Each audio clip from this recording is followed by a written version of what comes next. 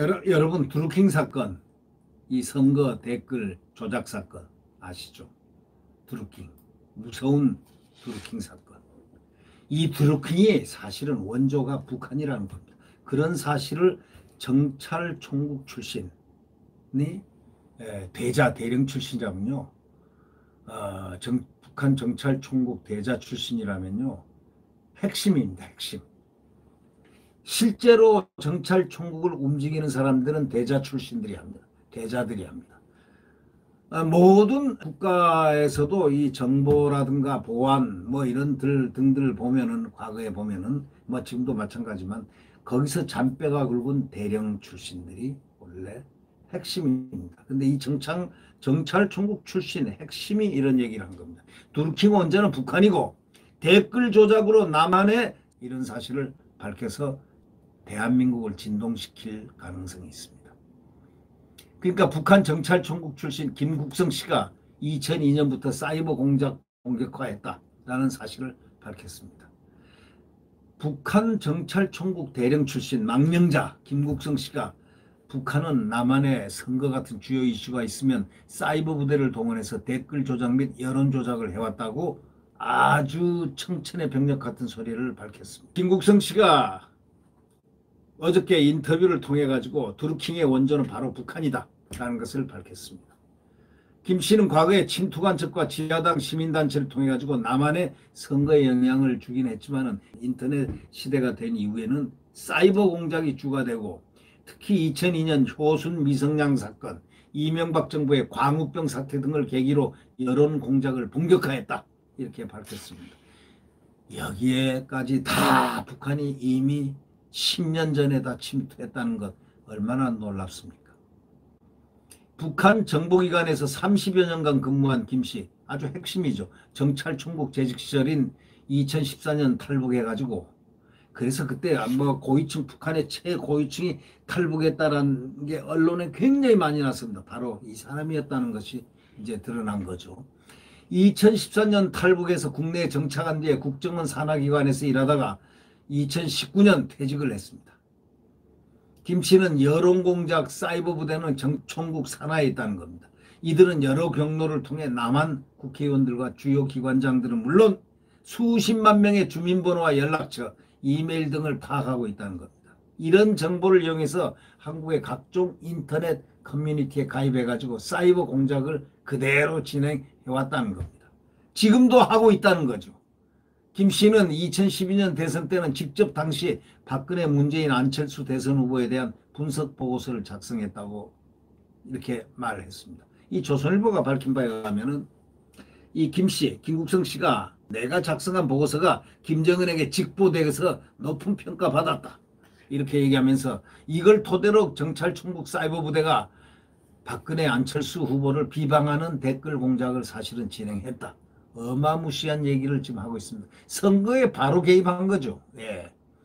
그러면서 북한은 남한에서 보수정부가 집권하는 것에 대해 거부감을 갖고 있고, 당연하죠. 김정은 집권 이후에 북한의 대남 전략은 핵무력에 기초한 국방력 우위 전략으로 한국의 정치적 예속화를 이루는 데 있다 이렇게 말했습니다. 그렇다면 지금 민주당의 많은 분들은 어떻게 되는 걸까요? 자, 댓글 조작을 했던 그 사건 김경수와는 어떤 관계가 있을까요?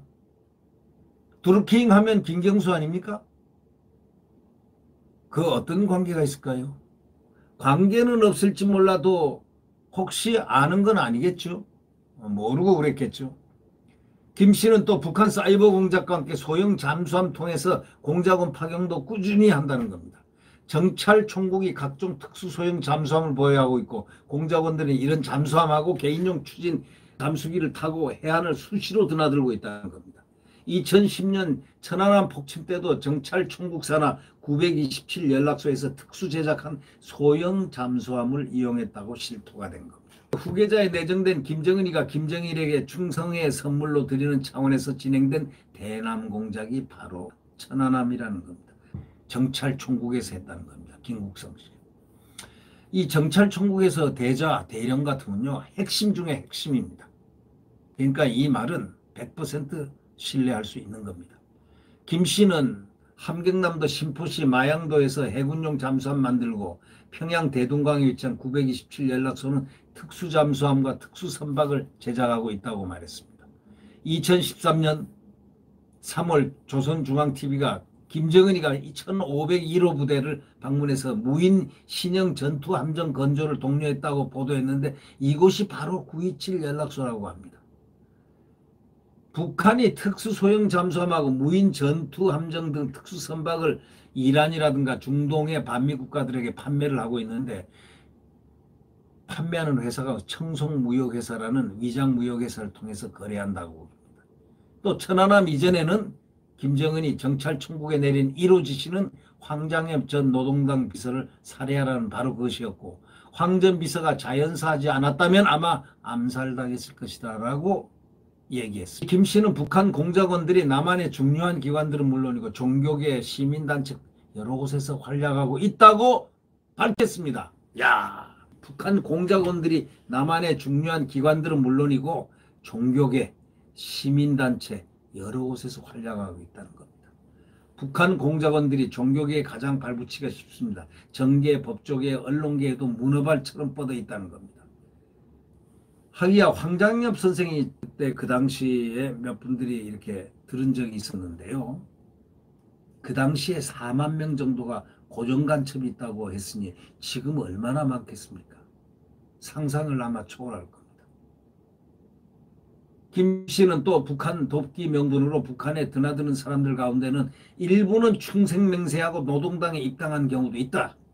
그러니까 이 말이 돌았는데 상성맹세.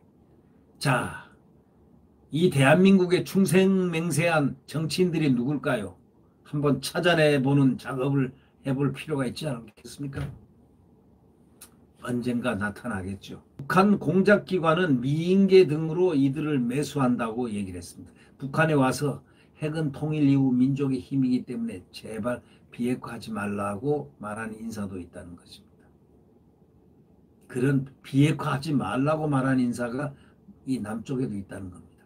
북한에 와가지고 그런 소리까지 짓거린 사람도 있다. 국성씨 집안은 김일성에 붙인 김형직과 연관된 항일혁명연구자입니다. 그런 사람이니까 그런 데서 근무했겠죠. 이런 배경 때문에 김국성 씨는 영재양성학교인 금성중학교를 졸업하고 호위사령부에서 3년간 군복무를 하고 노동당에 입당하고 김책공대와 인민경제대학, 김정일 정치군사대학을 졸업했습니다. 아주 막강하군요. 남한의 지하당 구축을 전문으로 하는 노동당 대외연락부, 대남 공작을 기획 실행하는 당 작전부, 해외 정보 담당 기관인 당 35호실을 그렇게 다 거쳤다는 겁니다.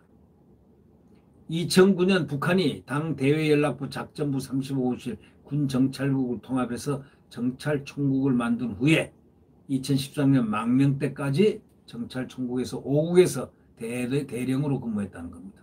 김 씨가 김정은 후계 구도를 기획 주도한 박정순 당 조직지도부 제1부부장의 조카 사이로 장성택과도 친분이 있었다고 하고 장성택 처형 사건의 정치적 파동으로 망명을 했다는 겁니다. 김 씨는 일부 언론이 보도한 김정은의 친형 김정철이 주축이 돼 조직했다는 고위 간부 2세들의 모임인 봉화조에 대해서는 실체가 없다. 실체가 없는 조직이다. 이렇게 얘기했습니다. 김정철은 사람도 만나지 못하고 사회와 완전히 단절된 삶을 살고 있다면서 봉화조는 정찰총국 산하에 김정일의 안전과 건강을 전문으로 연구 지원하는 성격의 봉화연구소가 와전된 거다. 이렇게 얘기를 했습니다. 아주 내용을 속속들이 알고 있죠. 북한에서 총참모장이든 뭐 당 정치군 상무위원이든 뿌리가 없으면 언제든지 날아간다. 내각 총리를 길가에 전봇대로 부를 정도로 유리판 위에 세워놓은 허수아비들이다. 이렇게 말을 했습니다. 김정은 아내 리설주에 대해서는 예술단 등 리설주와 관련된 사람들은 전부 숙청됐다. 이렇게 얘기했습니다. 이설주와 관계된 사람들은 전부 숙청됐다고 이렇게 말을 합니다. 구독 버튼과 엄지를 눌러주시면 대단히 감사하겠습니다. 여러분, 자유민주주의 대한민국 시장경제 또 한미동맹에 의한 굳건한 국가안보 이 틀 위해서 우리는 궁극적으로 정권교체를 해야 됩니다. 정권교체는 야권이 전부 통합되는 소위 야권 단일화를 통해서 틀림없이 100% 확실하게 교체를 하지 않으면 안 됩니다. 이들은 온갖 정치 공작을 하면서 야권의 소위 단일화라든가 또는 정권 교체를 방해할 것을 우리는 예상을 해야 하기 때문입니다. 여러분 안녕히 계십시오.